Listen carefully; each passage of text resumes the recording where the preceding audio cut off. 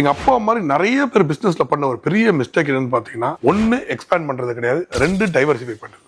ரொம்ப இம்பார்ட்டன்ட் என்ன பாத்தீங்கன்னா, எல்லா எக்ஸையும் ஒரே பாஸ்கெட்ல வைக்க கூடாதுங்கிறாங்க. இப்போ நீங்க ஒரு பிசினஸ் பண்ணிட்டு இருக்கீங்க, ஏதோ ஒரு சின்ன பிசினஸ் பண்றீங்க. இன் ஆல் ப்ராபபிலிட்டி நீங்க பண்ற பிசினஸ்ல நிறைய நியூ டெக்னாலஜி வரும், இல்ல நியூ ஐடியாலஜிஸ் வரும், நியூ பிராண்ட்ஸ் வரும். சோ நியூ இன்னும் பாருங்க, ஒரு சின்ன சலூன் பண்ணும்போது அதுக்கு ஒரு பெரிய லெவல்ல ஒரு சலூன் பண்றாங்க 4000 ஸ்கொயர் ஃபீட்ல. நீங்க ஒரு 5000 ஸ்கொயர் ஃபீட் ஜிம் பண்ணும்போது 10000 ஸ்கொயர் ஃபீட் ஜிம் வரும். இன்னும் posh equipments, posh training equipment, நிறைய ஐடியாலஜி வரும். சோ நீங்க உங்களை அப்கிரேட் பண்ணிட்டே இருக்க வேண்டிய நிலைமை ஒன்று இருக்குது. இன்னைக்கு நிலைமையில எனக்கு தெரிஞ்சு நீங்க எக்ஸ்பேண்ட் பண்ணலன்னா இவென்ச்சுவலா நீங்க சர்வைவ் பண்ண முடியாது எனி பிசினஸ்ல. இப்போ நீங்க ஒரு எக்ஸ்பான்ஷன் பண்ணணும், அதுக்கு எங்க இருந்து ஃபண்ட் வருதுங்கிறது ஒரு பெரிய சப்ஜெக்ட். அதே மாதிரி நிறைய பிசினஸஸ் பாருங்க, எல்லா எக்ஸையும் ஒரே பாஸ்கெட்ல வச்சிருப்பாங்க. ஃபார் எக்ஸாம்பிள், நீங்க ஒரு ரெஸ்டாரண்டே ரன் பண்ணிட்டு இருப்பாங்க, அதுவே 2-3 ரெஸ்டாரண்ட் பண்ணிருப்பாங்க. கடைசியில பாத்தீங்கன்னா அந்த ரெஸ்டாரண்ட்டுக்கு ஒரு மவுசே திடீர்னு போயிடும். இந்த மாதிரி நிறைய பிராண்ட்ஸ் நீங்க பாப்பீங்க. 10 வருஷத்துக்கு முன்னாடி நீங்க போன ஒரு ரெஸ்டாரண்ட்டுக்கு இப்ப நீங்க போக மாட்டீங்க. இதுக்கெல்லாம் ஒரு ஷெல்ஃப் லைஃப் இருக்குது. சோ இது ரொம்ப இம்பார்ட்டன்ட்னா, நீங்க ஒரு பிசினஸ் மேனா ஒரு ஃபேமிலியாவும் சர்வை பண்றதுக்கு நீங்க டைவர்சிஃபை பண்ணணும். இப்ப 2 விஷயம் இருக்குங்க. எக்ஸிஸ்டிங் பிசினஸ் எக்ஸ்பேண்ட் பண்றது, இருக்கிற பிசினஸ்ல டைவர்சிஃபை பண்ணி ஒரு புது பிசினஸ்ல இன்வெஸ்ட் பண்றது.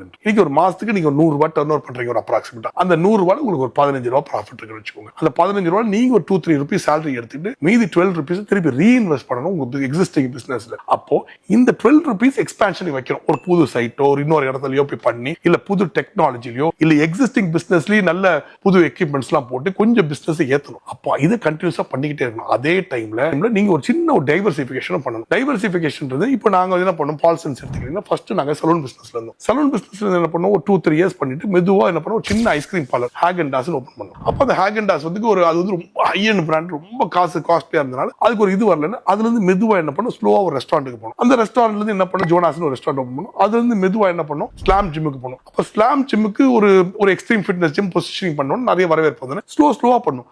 ஆனா ஒரு தடையும் எக்ஸிஸ்டிங் கேபிட்டல், இந்த ஃபர்ஸ்ட் பிசினஸ்ல இருக்க கேபிட்டலையோ அதுல இருக்கிற இது எடுத்து நாங்க யூஸ் பண்ணவே மாட்டோம். ஏன்னா இந்த பிசினஸ்ல இருக்க கேபிட்டல் எடுத்து நீங்க அந்த டைவர்சிஃபை பண்ணிட்டீங்கன்னா உங்களுக்கு ஒரு பெரிய நஷ்டம் ஆயிடும். சோ தயவு செய்து நீங்க டைவர்சிஃபை பண்ணும்போது ரொம்ப கேர்ஃபுல்லா பண்ணணும். அதுக்கு ஒரு புது லோனோ ஒரு புது ஃபண்டோ ஏதோ செட்டப் பண்ணி அதுக்கு போகணுமே தவிர எக்ஸிஸ்டிங் பிசினஸ்ல இருக்க காசு எடுத்து டைவர்சிஃபை பண்ணக்கூடாது. எக்கச்சக்க பேர் பாத்தீங்கன்னா இந்த மாதிரி டைவர்சிஃபிகேஷன் பண்ணும்போது தான் உங்களை மாட்டிப்பாங்க. ஃபார் எக்ஸாம்பிள், ஒரு டர்ன் ஓவர் பண்ணிட்டு இருக்காங்க, 100 ரூபாய் டர்ன் ஓவர் அப்ராக்சிமேட்டா பண்றாங்க. என்ன பண்ணுவாங்க, ஒரு 15 ரூபாய் 20 ரூபாய் எடுத்து போய் ஒரு ரியல் எஸ்டேட்ல இன்வெஸ்ட் பண்ணாங்கன்னா அப்போ திடீர்னு மாட்டிப்பாங்க. இந்த பிரச்சனை தயவு செய்து எக்ஸிஸ்டிங் பிசினஸ்ல இருக்க காசு எடுத்து எக்ஸ்பான்ஷனுக்கு போடாதீங்க. தனியா லோனு தனி ஃபண்ட் செட் பண்ணி தான் நீங்க மூவ் பண்ணணும். டைவர்சிஃபிகேஷனுக்கு எக்ஸ்பேண்டும் பண்ணணும், டைவர்சிஃபையும் பண்ணணும். ஆனா தப்பான இன்வெஸ்ட்மெண்ட் பண்ணி உங்களையும் மாட்டிக்கூடாது. அதுதான் டெக்னிக்.